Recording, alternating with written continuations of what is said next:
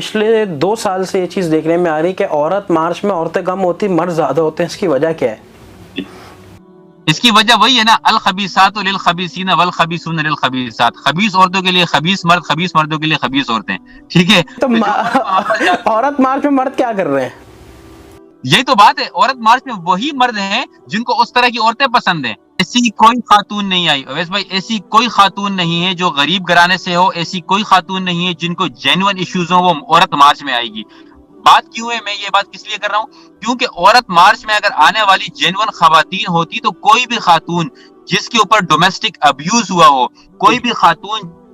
جس کے ساتھ جو ہے وہ جینڈر ڈسکریمنیشن ہوئی ہو، کوئی بھی خاتون جس کو عورت ہونے کی وجہ سے کم سیلری ملی ہو، وہ کبھی بھی آ کے سڑک کے بیچ میں ڈانس نہیں کرے گی، وہ کبھی بھی آ کے مرد کو گالیاں نہیں دے گی، وہ کبھی بھی آ کے میرا جیسے میری مرضی کا نعرہ نہیں لگائے گی، وہ کبھی بھی آ کر ہومو سیکسولیٹی کی بات نہیں کرے گی، بلکہ وہ آئے گی، اپنے حق کی بات کرے گی، اپنے حق کے لیے لڑے گی اور چلی جائے گی۔ That's how it works۔ ہی لڑکی بالغ ہو جائے اس کی شادی کروا دینی چاہیے، لیکن ان کو مسئلہ اس بات پہ بھی ہوتا ہے کہ 15 سالہ لڑکی سے شادی کیوں کی، 16 سالہ لڑکی سے شادی کیوں کی۔ مطلب ان کو اسلام میں بھی مسئلہ ہے، اسلام کے فاؤنڈیشن میں بھی مسئلہ ہے، اسلام نے جو عورتوں کے حقوق دیے اس میں بھی مسئلہ ہے۔ اور جہاں تک آپ نے بات کی کہ کیا اسلام اس بات کی پرمیشن دیتا ہے یا نہیں، آپ اس بات کو دیکھ لیں کہ پوری کی پوری ایک صورت نازل کر دی گئی ہے خواتین کے حقوق کے اوپر۔ What more do you want؟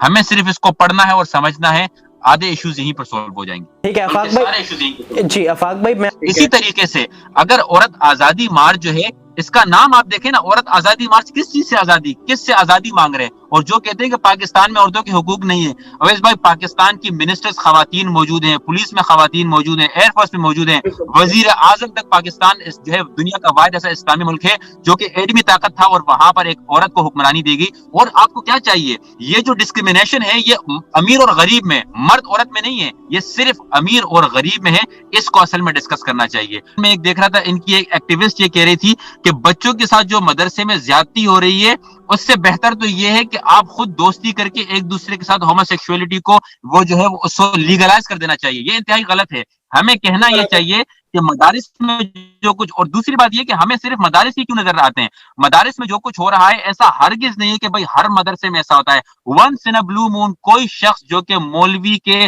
کپڑوں میں ہو، جس نے داڑھی پگڑی رکھی ہوئی ہو، جو کہ مولوی کے نام پر دھبا ہو، جس طرح ہر معاشرے میں ہر جو ہے وہ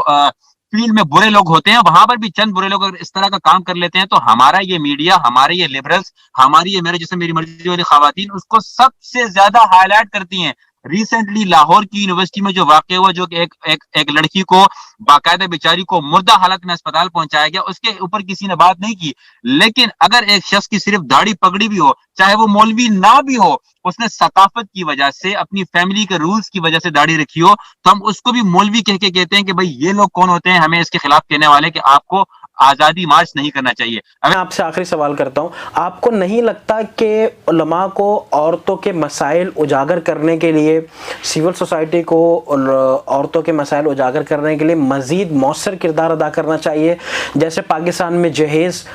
فورس کنورجن، اسی طرح پاکستان میں زنا، ریپ وکٹمز، ان ساری چیزوں کو روکا جائے، اور تھوڑا سا وہ مرد جو عورت کو اللہ معاف کرے حقیر سمجھتے ہیں، فقیر سمجھتے ہیں، ان کو بھی گائیڈ کیا جانا چاہیے اور ان پہ بھی سزا اور جزا والا معاملہ ہونا چاہیے، تاکہ عورت مارچ کا کانسیپٹ ہی ختم ہو جائے۔ دیکھیں، عورت مارچ کا کانسیپٹ اویس بھائی سولڈے سے کبھی بھی ختم نہیں ہو سکتا۔ عورت مارچ جو ہے وہ کبھی بھی اس کے اوپر بیسڈ ہے ہی نہیں۔ عورت مارچ کی فاؤنڈیشن اس بات کے اوپر بنی ہی نہیں ہے کہ عورتوں کے حقوق دیے جائیں، بلکہ یہ فاؤنڈیشن اس بات پہ بنی گئی ہے کہ مرد جو ہے وہ عورت سے نیچے ہیں اور ہم عورتیں جو ہے مرد کے برابر۔ یہ بات میں آپ کو ثبوت دے رہا ہوں، میں کیوں بات کر رہا ہوں۔ آپ نے جس طریقے سے کہا کہ بھائی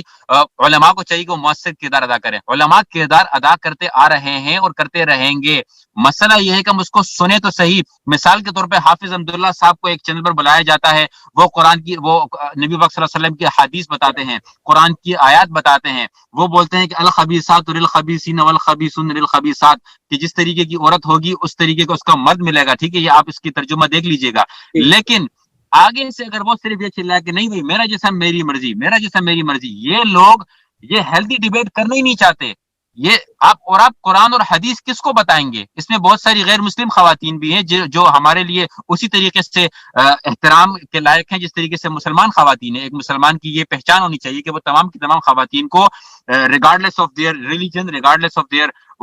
دیئر کمیونٹی، ہمیں سب کو ایک ہی طریقے سے ایک ہی لیول پر دیکھنا چاہیے. لیکن قرآن اور حدیث کی بات کو اگر یہ سمجھتے تو یہ سڑکوں پر نکلتے ہی نہ. آپ یہ دیکھیں نا، آپ مجھے خود بتائیے گا اویس بھائی، آپ جائیں ذرا اس میرے جیسے میری مرضی عورت 8 مارچ کو، وہاں پر جا کے آپ بتائیں نا سر ان کو قرآن اور حدیث، بلکہ آپ یہ کہیں کہ ان کا کوئی پلے کارڈ مجھے لا کر دکھا دے جس میں انہوں نے قرآن سے اور حدیث سے بات کی ہو کہ یہ عورت کا حق ہے اور اسلامک ریپبلک آف پاکستان میں عورت کا یہ حق نہیں مل رہا.